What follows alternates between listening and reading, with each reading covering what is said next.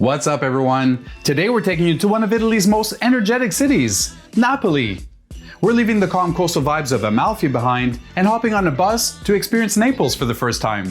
Stay tuned for today's vlog where you'll find valuable information, time-saving tips, mainstream destinations, and hidden gems.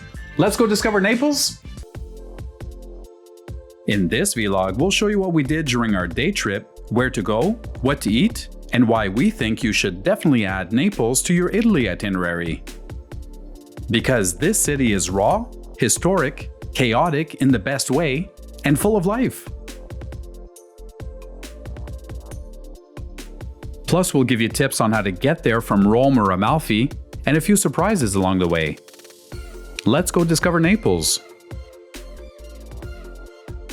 As mentioned in our Pompeii vlog, we drove past Naples on our way to the Amalfi Coast. Well, Agerola to be precise. We had a rental car and could have driven to Naples on a 1-hour commute, but we heard the city can be a little hectic. And we didn't want the stress of driving and finding parking, so we ended up taking a bus from Agerola to Naples for €2. This was a recommendation from our B&B, and we felt like we were cashing in. Because gas and parking would have cost us way more money. The only hiccup, finding our way back to Agerola. But we found a great solution for that later on, so stay tuned. Our bus ended up taking roughly 1.5 hours to get to Naples. During this time, we enjoyed the relaxing ride and the scenic views. And once near the city of Naples, Ellie asked the bus driver where we should exit the bus. When the time was right, the friendly man gave us a nod. And once out, we were 8 minutes by foot from the historical center. On our way to the center, we decided to stop over at a cafe for a hot drink and snack.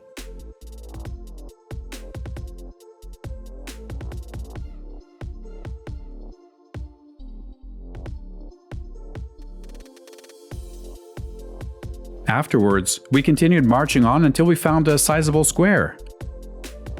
This is Piazza San Domenico Maggiore, one of the most atmospheric squares in Naples. With its Gothic church, grand obelisk, and layers of history. It's easy to feel like you've stepped back in time. St. Thomas Aquinas once walked these streets. Hint? He was a philosopher, theologian, and Catholic priest in the 13th century. And today, it's where the locals hang out. Students sip espresso, and century-old stories still echo off the stone walls. Don't miss it if you're exploring the historical center. It's one of those places where Naples reveals its soul. From here, we decided to walk up and down the pedestrian street, which was named after a philosopher, writer, and politician from Naples, Via Benedetto Croce. Little did we know that we landed on a truly iconic street in the city. For starters, it's in the heart of Naples' historic center. And this street is part of the famous Spaccanopoli. It literally slices through the city like a spine. It's full of life, history, and surprises. Like churches, palaces, piazzas, which are squares, and some of the best street food you'll find. If you're looking for that real Naples energy, this is the place. And that's exactly what we found. In addition to the Domenico Maggiore Square, we also found the Piazza del Gesù Nuovo and the bustling church of Santa Chiara. We took a moment to peek inside, but it was just buzzing with people.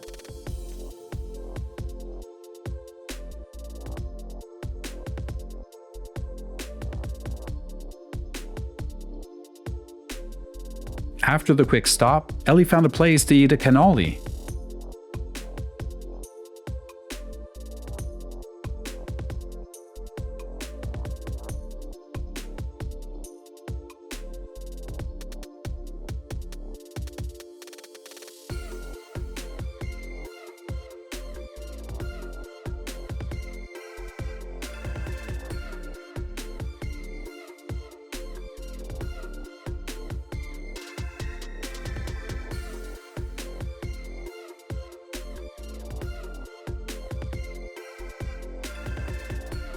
and even found a great chocolatier nearby by the name of Gay Odin.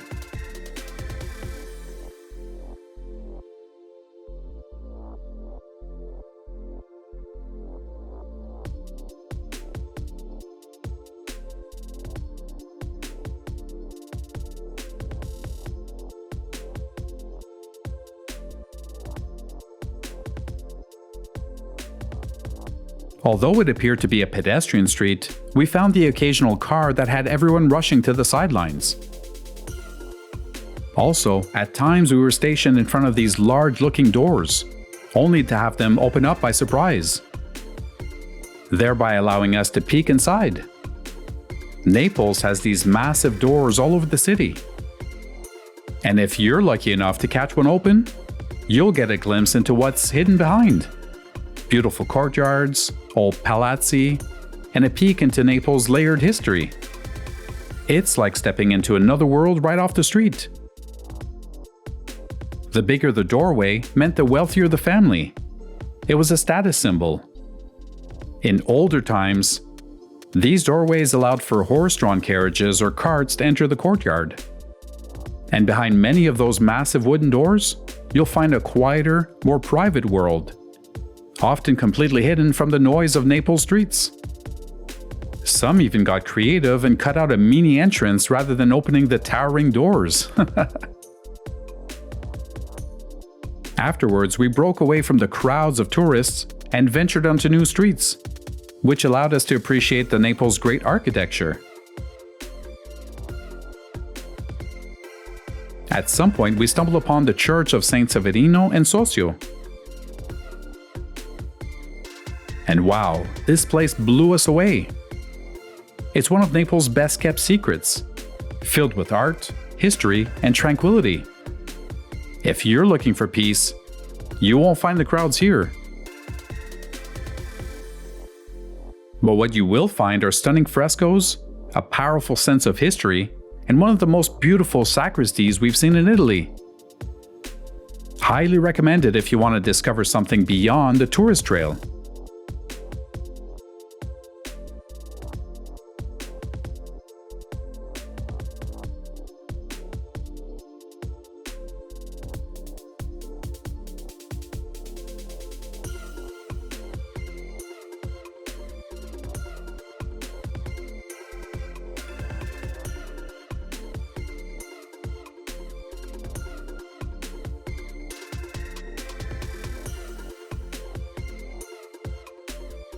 It was nearing lunchtime and we started seeking out for L'Antica Pizzeria da Michele, which was recommended to us by the son of our B&B owner in Agerola.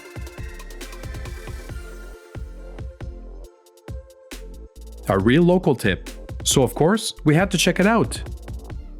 Oh, by the way, navigating the streets of any foreign city would be a challenge if we didn't have our eSIM by our side. Check out our links for Airlo and soon to come Holofly for great internet connections abroad. When we got to the pizzeria, it was packed. We were under the impression that we were headed to a hidden gem of sorts, but instead, we were greeted with a crowd outside. We spent the first 10 minutes waiting in what we thought was a line. After not moving an inch for this duration, we started asking some questions. Since we were unsure on how to get a seat and a bit confused on how to even order. Little did we know, this place is legendary. It's been around since the 1800s, and it got famous thanks to Julia Roberts and Eat, Pray, Love. Their menu is really simple, because they only make two types of pizzas, margherita and marinara, and they do it the old school way. Finally, Ellie made her way closer to the main entrance, which started moving things forward.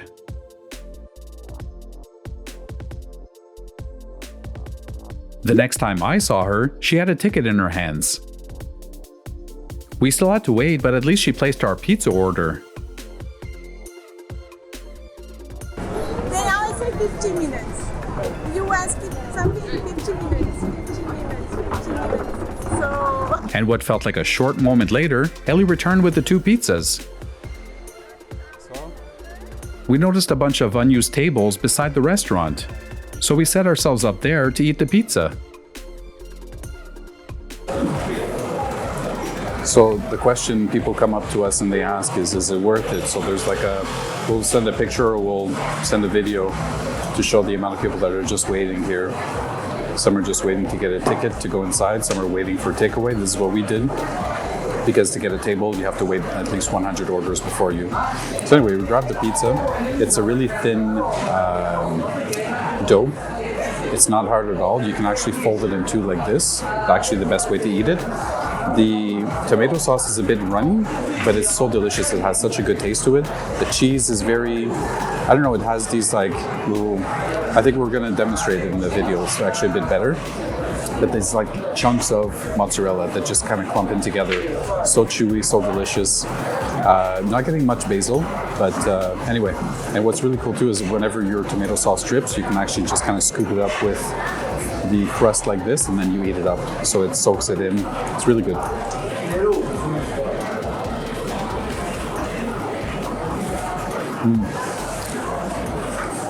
So, is it worth it? Yes. Is it the best I've ever had? Debatable. But it's really good. And according to me, it's worth the wait. So, you make the decision now.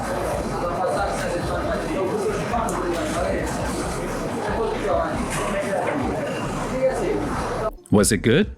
Yeah. But was it the best pizza we've ever had in Italy? That's up for debate. If you're in Naples, it's worth checking out. But go early and consider taking it to go. With our bellies filled, we continued our journey walking. The sun was blazing hot, so we took many breaks under the shade.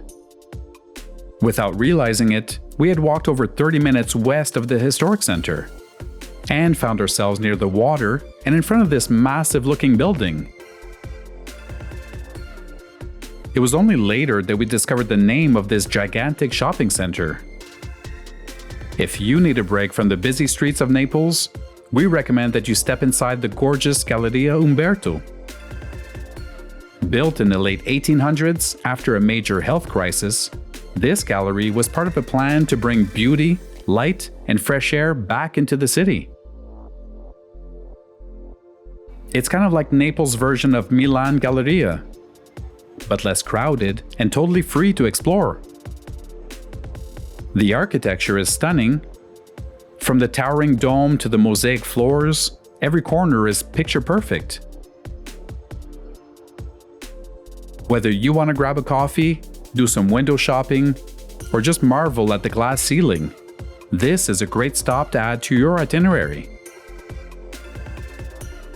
We heard certain things about Naples' reputation, but in all honesty, we felt completely safe and at ease wandering the streets. Bear in mind, I was roaming the city with my iPhone and Nikon D750, and although taking proper precaution, both Ellie and I felt entirely safe. We felt the need to comment about our sense of security because sometimes we get discouraged to visit certain places based on hearsay. If you're wondering about other ways of getting to Naples from Rome, you can drive 2.5 hours. But here's a tip. Don't try to park on the street in the historic center. Instead, head straight to a parking garage like Super Garage or Toledo Parking. They're secure, centrally located, and close to the best attractions by foot. It'll save you the stress of circling the block. The roads here are an adventure of their own. Additionally, you can take the fast train from Roma Termini to Napoli Centrale, which will take between 70 to 80 minutes. Alternatively, if you don't want to fumble with train rides back and forth, and you enjoy meeting new people, you can always opt for GetYourGuide, which has day trips that include Naples alone, or Naples and Pompeii, and even pizza tastings. Speaking of transportation, we needed to get back to Agerola. Coincidentally, my cousin was in a similar part of Italy at the same time, And I recall having seen Instagram stories of her riding the ferry along the Amalfi Coast. This got my creative juices flowing. So over a drink on a patio, Ellie and I decided to take the ferry back to Amalfi. This was more expensive than our bus ride, but we felt it was necessary for our vlog to show the various types of transportation methods that exist in the area.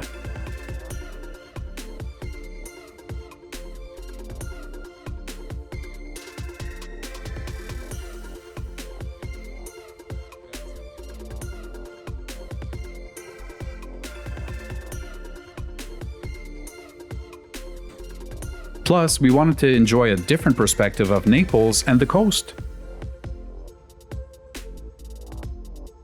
During the ride, we enjoyed gorgeous views of the Mount Vesuvius,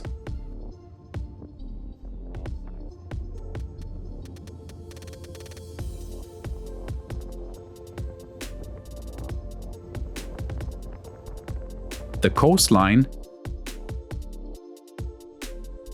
the island of Capri, Positano, Praiano, and Amalfi itself. Prior to docking in Amalfi, we had made arrangements with the bed and breakfast to pick us up, which completed the last leg of our journey. Would we return to Naples? Absolutely. There's so much that we missed. The Naples Underground, the National Archaeological Museum, and even the visit to the Castel dell'Ovo, or Castel Nuovo, for some epic views and medieval vibes.